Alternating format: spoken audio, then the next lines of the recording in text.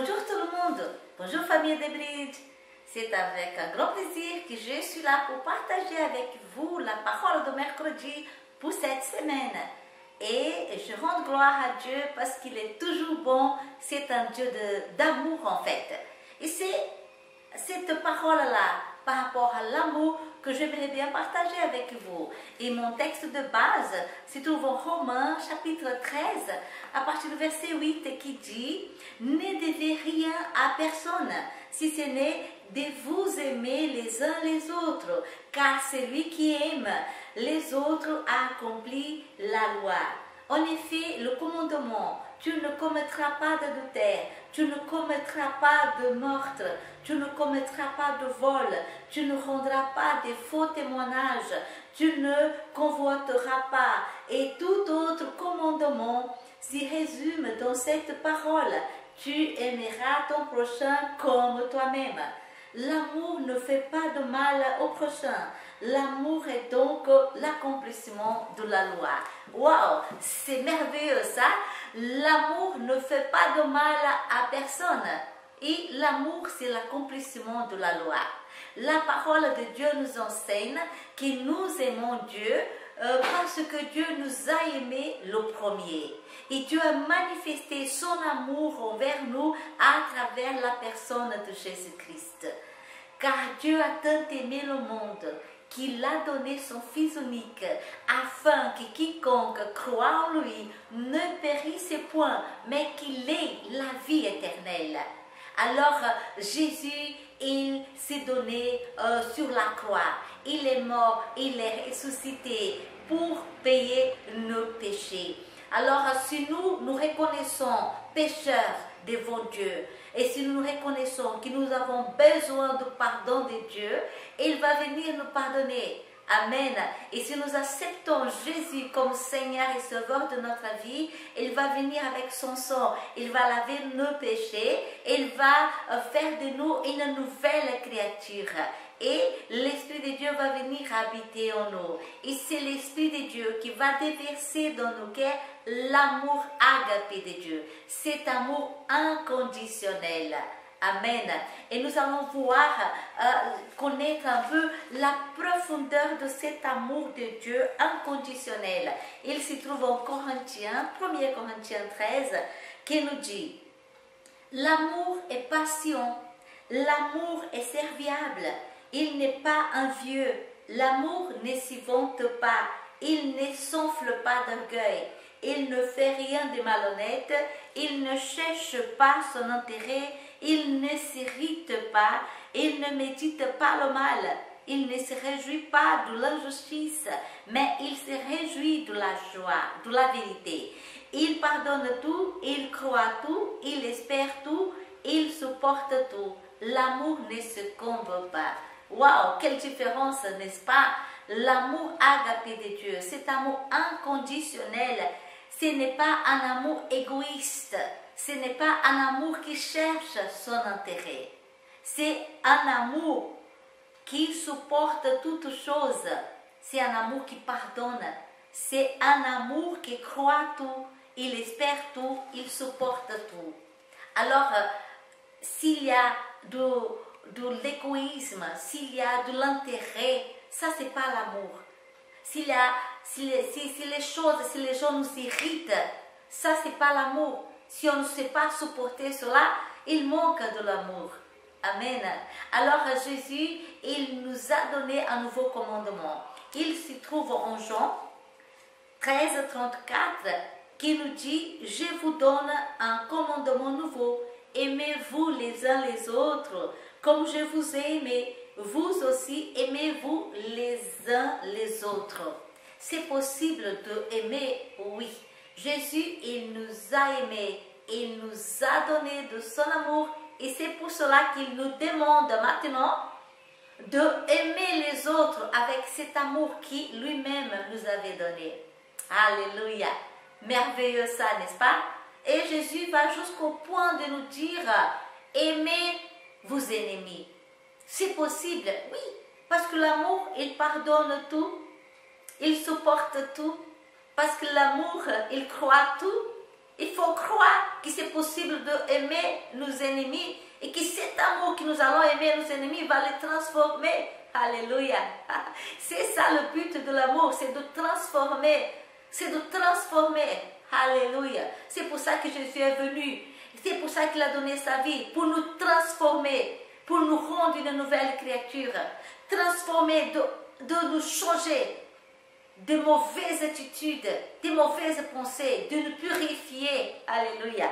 Et Jean, il va nous dire encore, si quelqu'un dit « j'aime Dieu » et qu'il haïsse son frère, c'est un menteur, car celui qui n'aime pas son frère qu'il voit ne peut aimer Dieu qu'il ne voit pas.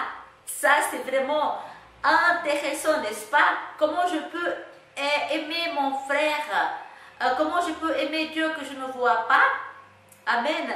Et haïr mon frère que je le vois. Alors, si nous avons de lui ces commandements, nous avons de lui ces commandements, que celui qui aime Dieu aime aussi son frère. Alléluia. Amen. Alors, si je dis que j'aime Dieu, mais si j'ai quelque chose contre quelqu'un, si je ne supporte pas quelqu'un, si je n'arrive pas à l'aimer, je peux mettre en doute mon amour envers Dieu. C'est ça que la parole est en train de nous enseigner. Amen. Si j'aime Dieu que je ne vois pas, et si je dis que j'aime Dieu et que j'haïsse mon frère, ça c'est un mensonge. Amen. Et la Bible nous enseigne que toute chose que nous faisons, s'il n'y a pas d'amour, il n'y a pas de valeur devant Dieu. Et quand nous lisons encore Galates, nous allons lire Galates 5, 6, et nous dit, car en Christ Jésus, ce qui a de la valeur, ce n'est ni la circoncision, ni l'incirconcision, mais la foi qui est agissante par l'amour. La foi est agissante par l'amour. Et la parole nous dit que le juste, ceux qui sont justifiés en Christ Jésus dans son sang, ils vont vivre par la foi. Amen.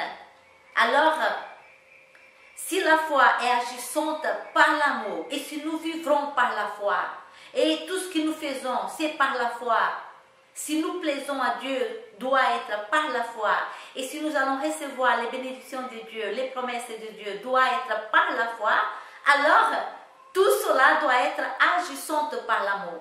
Si tout ce que nous faisons, il n'y a pas d'amour, il n'y a pas de valeur pour Dieu. C'est nul devant Dieu. Si nous exerçons les dons, si nous pratiquons les dons spirituels, s'il n'y a pas d'amour, c'est nul devant Dieu, il n'y a pas de valeur. Alléluia.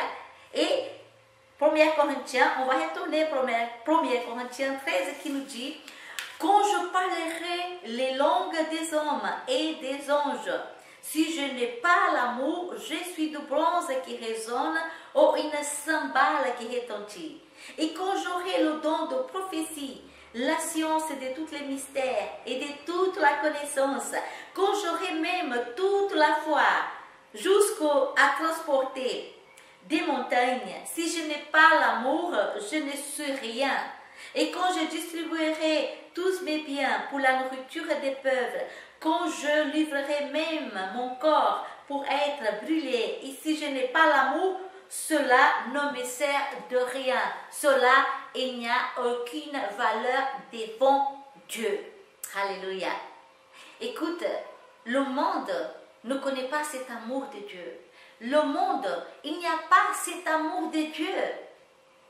Pour avoir cet amour de Dieu, il faut passer par Jésus. Pour avoir la vie éternelle, il faut passer par Jésus. Pour être réconcilié avec Dieu, pour avoir la paix avec Dieu, il faut passer par Jésus. Alléluia. Seulement Jésus peut nous donner tout cela. C'est lui qui a donné sa vie. C'est lui qui a payé le prix. Amen. Dieu a manifesté son amour. Et c'est à nous d'ouvrir nos cœurs et de recevoir ces cadeaux merveilleux que Dieu nous a donnés. Son Fils unique. Alléluia. Et quand l'Esprit de Dieu habite en nous, vient habiter en nous, il va produire dans nos vies un fruit. Et le fruit de l'esprit, c'est l'amour. L'amour qui va, une fois qu'il est en train d'être produit dans nos vies, il va alors gérer dans nos vies. Il va nous donner la joie, l'amour, il va nous donner la joie, la paix, la bonté, la patience, la douceur, la fidélité, la bienveillance. Il va nous donner la fidélité, la maîtrise de soi. Tout cela, c'est le fruit de l'esprit. C'est l'amour de Dieu qui est produit dans nos vies à travers le Saint-Esprit. Et c'est le Saint-Esprit aussi qui déverse l'amour agapé de Dieu dans nos vies. Et c'est avec cet amour-là que nous pouvons aimer les uns les autres comme Dieu nous a demandé. C'est à nous de manifester maintenant à notre tour l'amour de Dieu au monde. Le monde, ils ont besoin de recevoir, de connaître cet amour. C'est à nous, chrétiens, de manifester cet amour. Mais s'il y a de la colère, s'il y a de la haine, s'il y a le manque de pardon, comment nous allons manifester cet amour au monde? C'est à nous de vraiment de demander à Dieu de nous abonder de cet amour. Et c'est cela qui Paul, il a prié. 1 Thessaloniciens, il a dit que le Seigneur fasse abonder et déborder son amour, votre amour, les uns pour les autres et envers tous les hommes, à l'exemple de celui que nous avons pour vous. Alors, que le Seigneur fasse abonder et déborder l'amour de Dieu dans nos cœurs. Il doit déborder. Il doit déborder les uns pour les autres et envers tous les hommes. On doit aimer notre prochain. Parfois, c'est difficile d'aimer quelqu'un qui nous irrite, d'aimer quelqu'un qui nous fait de mal. C'est plus facile d'aimer ceux qui nous aiment, n'est-ce pas? C'est plus facile d'aimer ceux qui nous font de bien.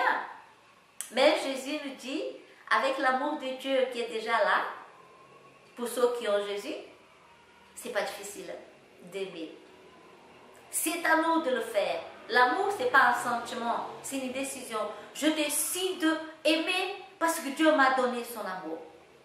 Parce que Dieu m'a donné de son amour, je peux maintenant aimer. Alors, je décide d'aimer, je décide de pardonner, je décide d'oublier, je décide avec cet amour de supporter, d'espérer.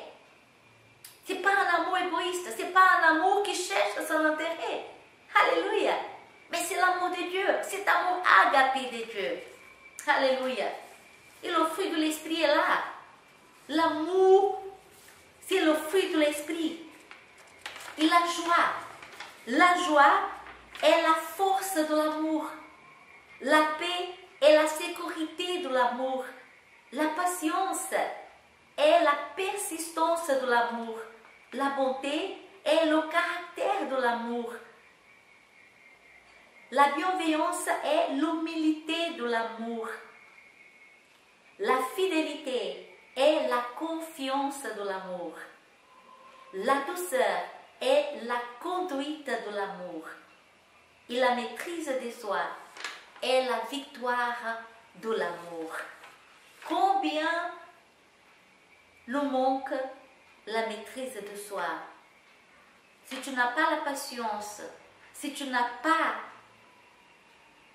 la bonté envers les autres, parce que tu manques l'amour. C'est l'amour qui manque. C'est l'amour qui manque. Alléluia. Nous devons être inspirés, enseignés et guidés par l'amour de Dieu. Et si nous sommes contrôlés par le Saint-Esprit, et si nous vivons et si nous marchons dans l'Esprit, nous pouvons aimer avec l'amour agapé de Dieu. Amen. Alléluia. Nous allons prier. Seigneur, merci pour cet amour merveilleux qui est déversé, qui était déversé dans nos cœurs. Merci parce que c'est à travers Jésus que nous avons eu la possibilité d'avoir cet amour agapé de Dieu. Déborde, Seigneur. Aide-nous à déborder cet amour envers nos prochains, envers tous les hommes, envers, Seigneur, notre famille. Oh, Papa, au nom de Jésus, que nous pouvons vraiment aimer même nos ennemis. Déborde chaque jour cet amour dans nos cœurs, Seigneur. Que nous pouvons vivre cet amour inconditionnel, jour après jour, au nom puissant de Jésus. Amen. Amen. Alors, c'est possible d'aimer, c'est possible toujours de pardonner, parce que l'amour, il donne cette force de faire cela. Amen. Alors que Dieu vous déborde, vous fasse déborder encore plus de l'amour, de son amour envers son entourage, là où vous êtes. Manifestez cet amour au monde. Manifestez cet amour là où vous êtes, n'importe. Aimez, aimez, aimez et aimez. C'est ça que Dieu nous demande. S'il n'y a pas d'amour, il n'y a pas de valeur devant Dieu. Amen. Que Dieu continue à vous bénir et à vous déborder de son amour. Alléluia. Et nous vous attendons pour la prochaine vidéo. À très bientôt et bye bye.